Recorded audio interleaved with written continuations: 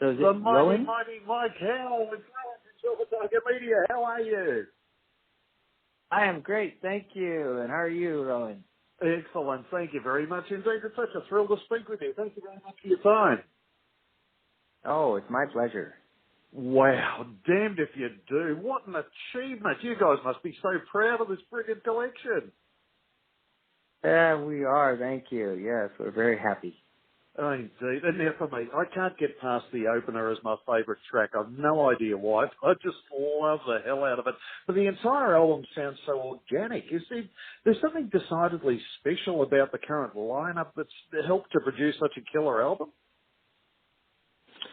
Well, they're all great players in my opinion, but Kurt is an amazing songwriter, and he and I have this great chemistry, and the way we write together is just like you said, it's organic. We don't push it, we don't force it, and if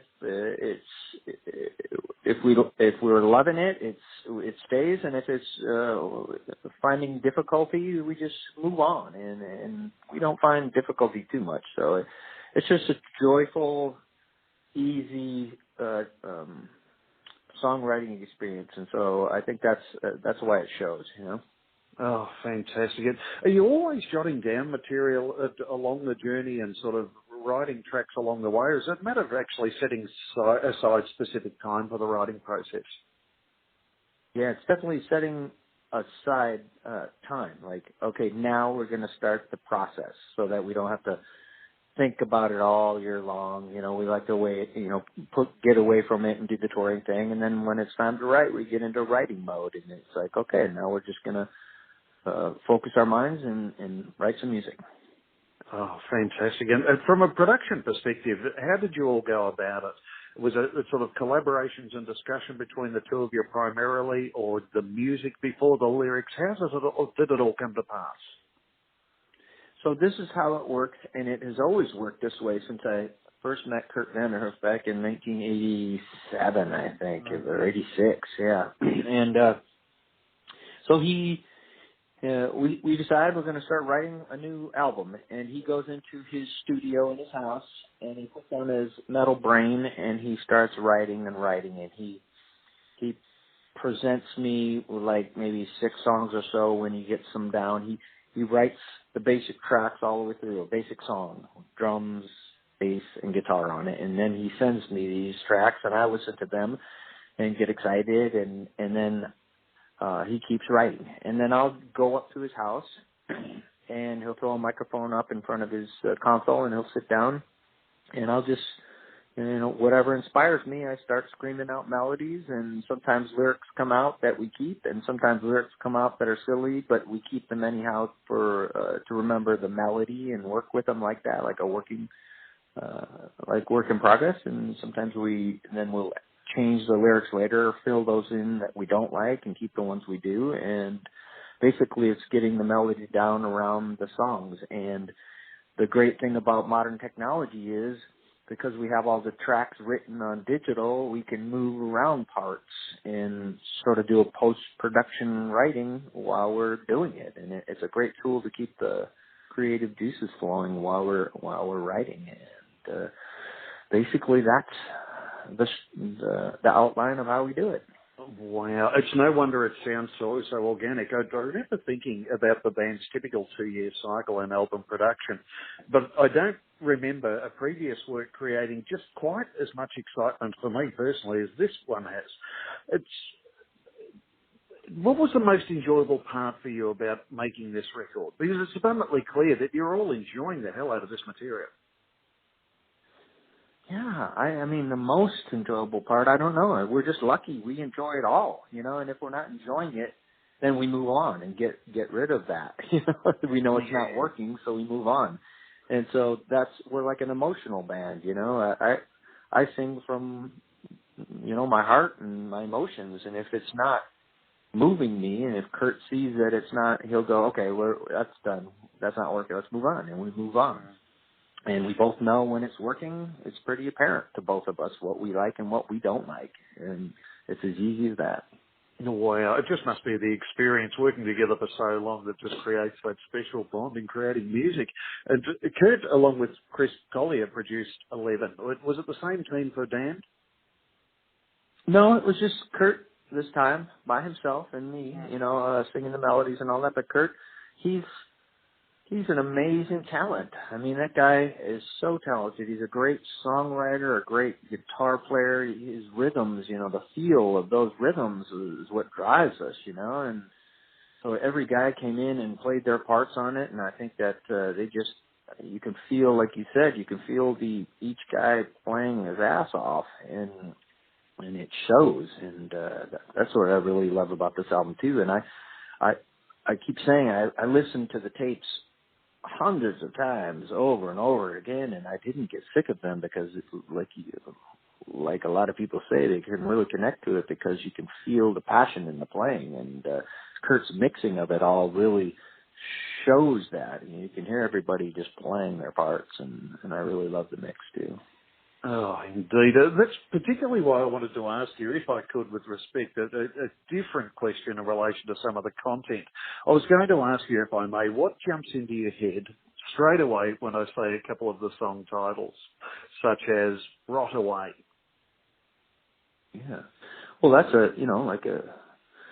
that's a vindictive song, it sounds like, to someone who's been slighted, right? And all the seeds you've planted rot away. But that's my take. See, and this is what I say to people about the songs. Whatever intent we meant with them, and we don't always have a specific intent, because metal is just like a rock and roll angst, but on 11, right? It's kicked up, and it's just getting frustrations out of life, and it's a great outlet for everyone who loves metal and listens to it, and it's a great outlet to get out your frustrations in life and your angers in a healthy way, and that's what we do with it when we write it, and we release the anger and the energy of life's everyday ups and downs, and I think that when people listen to it, they interpret it to their life and use it for themselves to, oh, this relates to my life in this way, and everybody thinks of it different. Even Kurt and I sometimes think,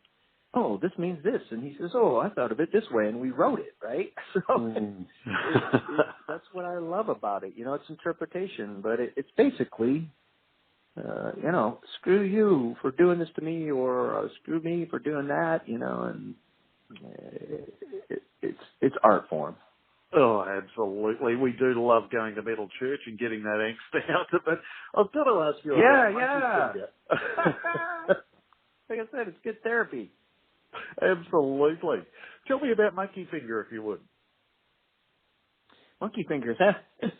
That's the song that, Kurt and I like to be open-minded, and we don't want to, put all thrash songs and all medium pace. We like to have a varied sound on our album, because we don't want to, we get bored if it's all the same, and if we're bored, we think our friends will be bored. But so Monkey Finger came out, he had that riff, and I was like, wow, that's a heavy riff. So I started singing something to it, and that was just kind of like a tongue-in-cheek joke chorus for it, Monkey Finger, and we were like, what does that mean? That's nothing, it's gibberish. But that's what we do. We do gibberish sometimes when, we're not inspired to write the great lyric or whatever.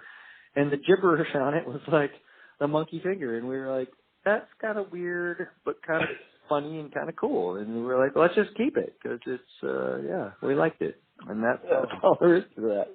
Funny and cool. But, it's basically about people who, but it's basically about people who, think they're better than you or know more than you, and they're, judging you. And so, that's basically the gist of that song. People like that. Oh, I'm glad you say that, because I've aimed that song at so many turds in my life. Thank you very much.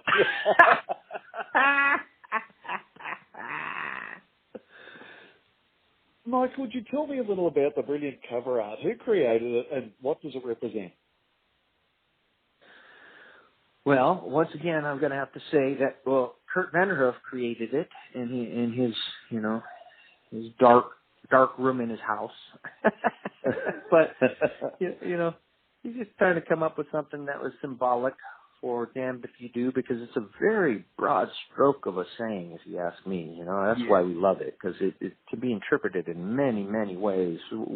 What damns you? You know, if you do, you could do your best and do good things, and you're still damned. You still feel like you're damned no matter what you do. And so it's a big interpretation, and that's one of my favorite things about music is, you know, to the mystique of what does it mean, and that's really whatever the listener wants to decide what it means. And you know, the album cover itself is, you know, this, you know, thematic, you know, church, you know, because of our name in the history. You know, there's a priest and the devil horns behind, and you know, like, are you really, is the person really good, or is there a devil in there? You know, all those different connotations. So there's so much different meaning to it, and we leave it up to the listener to have fun trying to figure that out.